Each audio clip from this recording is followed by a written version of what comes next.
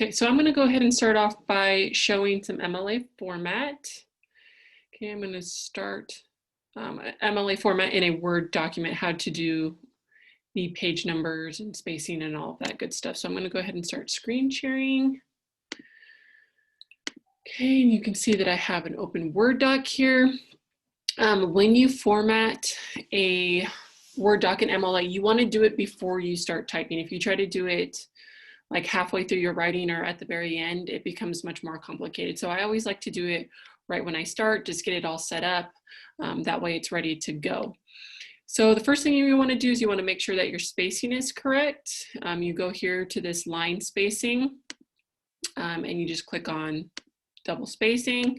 You also would go down here to your spacing options and you get rid of that paragraph between paragraphs because it adds extra spacing that I would end up taking away. And if you're writing, you have those extra spacing and I take them away and your paper's too short, then you're not going to get a passing grade. Okay, so I usually fix all of that right away. Okay, also would usually come in here and make this Times New Roman 12-point font. So that has it set up so you can just put your name, instructor's name, if I can spell, class, and then date. And then you're going to do title, go back over here, indent, start typing. Right, and that should be basic MLA format right there. A lot of people struggled with their page numbers. You do not manually put them in on every single page. Instead, you just double click on the header up here and it'll show you header and footer options. You go here to page number, click on it. Yes, we want it in the right-hand corner. Show a number on the first page. Yes, it automatically puts it in there. And then you just type in your last name there. And that way, when you go down to a new page, it automatically is numbering it for you. So you don't want to just put the number, you don't put number 1 in there, you do it through the header and footer, or else it'll say last name 1 on every single page. So you have to use that tool in order for it to put the proper page numbers on each page. Okay.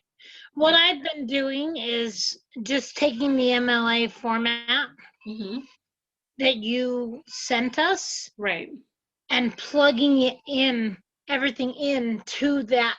I saved that format. Okay, good. Yeah. I went over this because a lot of people had issues with MLA format, especially with this page number. But did this work out for you? I double clicked on that and perfect. Okay. Yeah. I don't know if I put a title on my page though. I just realized that. And if you didn't, I probably made a comment about it. So those, I'm about 75% done with grading those essays. So you guys should be getting them, probably by the beginning of next week. Okay. And then you'll have access to see the comments, and if you want, if you want to or have to, you can make those revisions. But I just wanted to show everyone how to do this because I went through and fixed everyone's MLA format, but this is how you can do it yourself. Okay, now that that's out of the way, let's start going over Unit 2. Okay, we're going to say don't save. Okay, so if we jump into Unit 2, hopefully you guys have already read through this, but we have the prompt here. We'll bring that up. Hey, we are starting to move away from more of like creative writing, which was kind of what we were doing in one. It was more narrative. This one is going to move more towards structured writing, thesis driven. You're going to start using some argumentative skills here a little bit, not quite full on argumentative, but we're moving closer in that direction. Okay. This essay is focusing on visual rhetoric as well, which is very similar to written, right? When we present images, we need to make certain choices to appeal to our audience, just like we need to make those choices. We need to have rhetorical sensitivity when we make choices in our writing. So you're going to be practicing both visual and written rhetoric here in this essay. And what you're going to do is you are going to design a flag to represent a group that you belong to. That's the very first step for this essay. You have to design the flag first for a group that you belong to. And your options for your groups are like pretty much unlimited, right? It could be family, it could be friends, it could be something like a church group, it could be a hobby that you're interested in and that you belong to and you want to represent them. I've had people represent their workplaces. I've had someone represent the state of Idaho, right? It could be any group that you belong to, and you belong to a lot more groups than you actually think that you do, okay? So with your brainstorm on Friday, you're going to start thinking about all of the different groups that you belong to and choosing one to focus on that you would like to represent. I've already been thinking about it, but I have not come up with anything yet. Like, for example, you adopted your daughter, correct? Correct. That is a group that you belong to, right? Parents who adopt children. That's a very specific group of people, right? That you could represent. I had someone who represented surrogates, right? She was a surrogate, and so she wanted to represent all surrogate mothers, right? Because that was something that was special to her, right? So think about just any group or anything that you do, and if there's other people that do the same thing, that's a group that you belong to. Okay. Okay, so start thinking about that one that's special to you that you would like to create a flag to represent.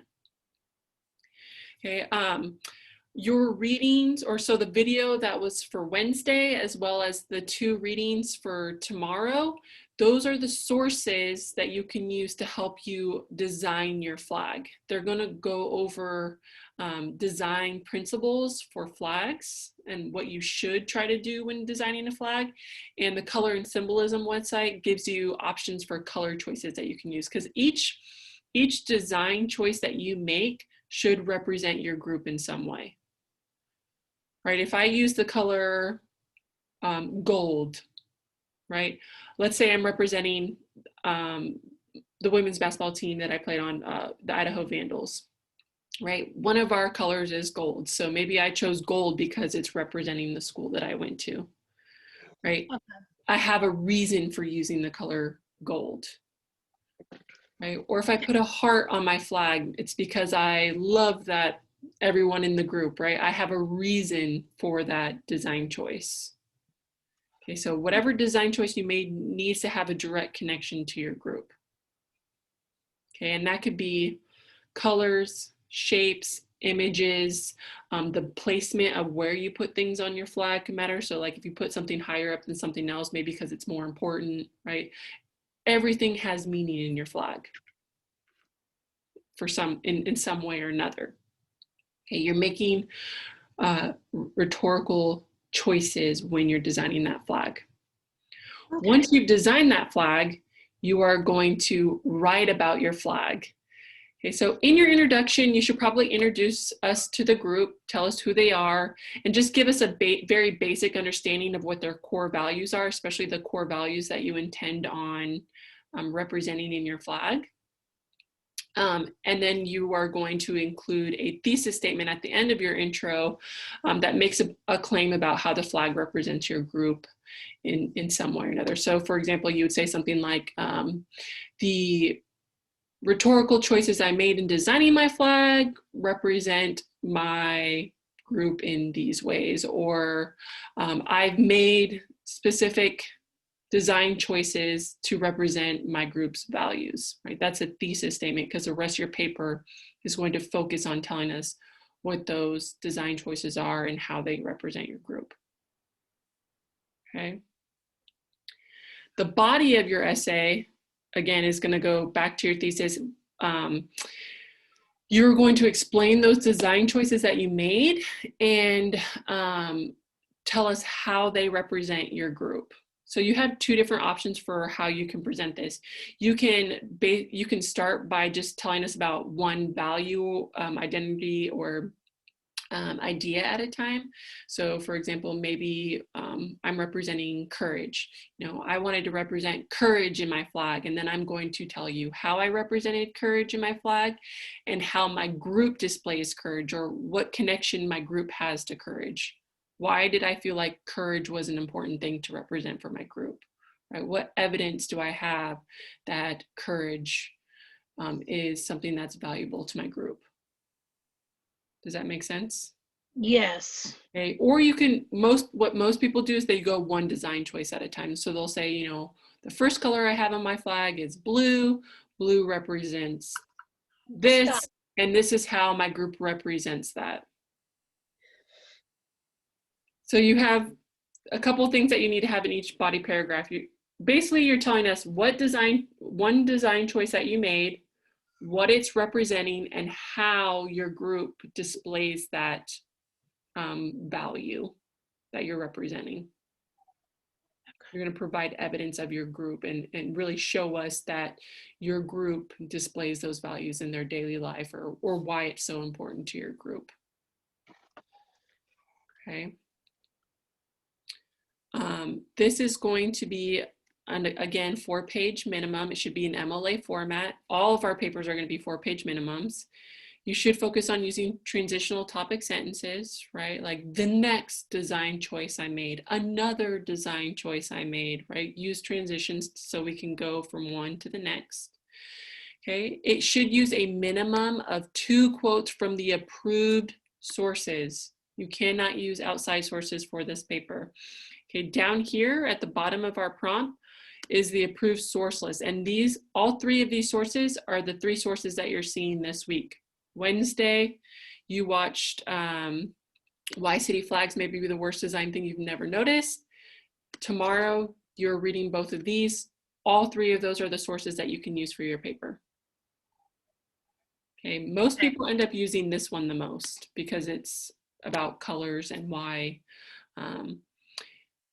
what colors mean. So again, I chose blue because it represents color symbolism and culture, says that it means this, and this is how my group represents it. Okay, so you need to have at least 2 quotes. You'll probably have more than that from at least one of these sources down here. Okay, you'll include a works cited page in MLA format of whatever sources that you end up citing, okay, out of these 3 sources. And you will also need to include the image of your flag design. Okay, and these flag designs, if you are computer savvy, you can make them on the computer. There's you could even do it in Word Paint and stuff like that, a clip art kind of thing. Or if you're artistic, you can hand draw them and just take a picture of it and upload it that way. Okay, so there's no limitations on how this needs to be uploaded. You just need to make sure that you're including an image of your flag. Okay. So if I decide to go way out and embroider it, I can take a picture of my embroidered flag. Yeah, that would be very interesting. Yeah.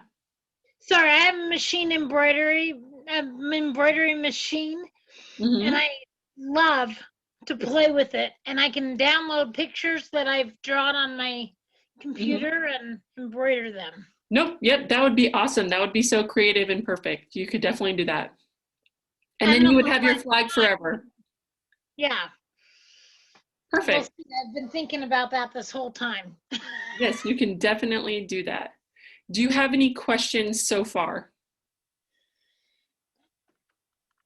No, I'm just seeing things I should have done better on my last essay. And you'll have an opportunity to revise those. So try not to think about them too much right now. Okay. Okay, so another tool that we have here is the outline. And again, this just kind of makes it a little bit easier for you guys to organize your paragraphs, right? This is exactly what I'm looking for in your introduction, right? Are you grabbing the reader's attention?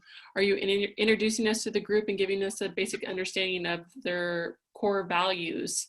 And did you include your thesis. Okay, and then you have your body paragraphs, which again should focus on probably one design choice at a time, telling us why you made that design choice, a possible source. Maybe you made that design choice because a website told you that's what the color meant, and then evidence of the group displaying that value. Yeah, I printed this page off that you have up right now. Yeah. So this is pretty much how you should organize your paper. Again, focusing on one at a time. When you're done with one design choice, move on to the other. And what I usually try to recommend to people, especially if they're struggling with length, is try to choose like colors or design choices that have multiple meanings for your group. So for example, again, if I choose like the color green, right? Maybe green represents new life or something like that, right? You could write a whole paragraph on that and how your group represents, like why new life is important to your group. And maybe green also represents nature. Maybe that's another important value to your group. So you'd write a new paragraph on how your group is connected to nature, right? So one color, but has two purposes. That ends up being two paragraphs. So it really gets you a lot further in your paper if you can use design choices that have multiple meanings. Even images as well. Okay. I have all of these student examples in here. I highly recommend going through them. They're really well done. And you can see that they do a really good job of grabbing a reader's attention and then going through a thesis, focusing on one design choice at a time, and then providing us with a flag, right? I'm not expecting these images to be perfect, right? You can see this one is not necessarily pleasing to the eye, right? But it's meaningful, and you can see what the meaning is throughout their essay. Okay? You're not graded on quality of image. Yeah, I was disappointed by the flag, but the image of the flag, not the flag itself. Right. What I care about is that you're proving to us that these design choices are meaningful to your group, right? That's kind of. I loved this essay. Good. Some people do. Some people hate it because they don't like the creativity of it. Some people love it. Hopefully more of you guys love it than hate it. I can never, get everyone to love it. But again, same thing. This person does a great job of, stating their thesis and then going one at a time. The first color, right? Yellow also represents, red represents this, right? They go one at a time throughout their whole entire flag, and then we get the flag at the end, right? This one's a little bit more pleasing to the eye, but it's still just as good of an essay because they do everything that I'm asking for. Okay, so highly recommend going through those student examples just to get an idea of what this should end up looking like at the end. Yeah, I already went through all of them. Oh, perfect. And then I'll probably send out a breakdown of the rubric maybe tomorrow with this. You already sent out the rubric. Not a breakdown of the rubric. So this is we're going to be using a new rubric for this essay. Because this is a new essay, so it has a different rubric. You have access to the rubric here, yes, but I haven't explained the rubric to you guys yet. Okay. So I will send it out in an announcement. That just basically tells you it breaks down what each category is and how you can get the points for it. Okay. Okay. Do you have any questions about Unit 2? No, I'm excited to do it. All right. Good. I am excited to see everyone's flags and what they come up with, and I feel like it allows me to learn a little bit more about you guys as well. So I'm excited to see what you guys come up with. Well, thank you. No problem.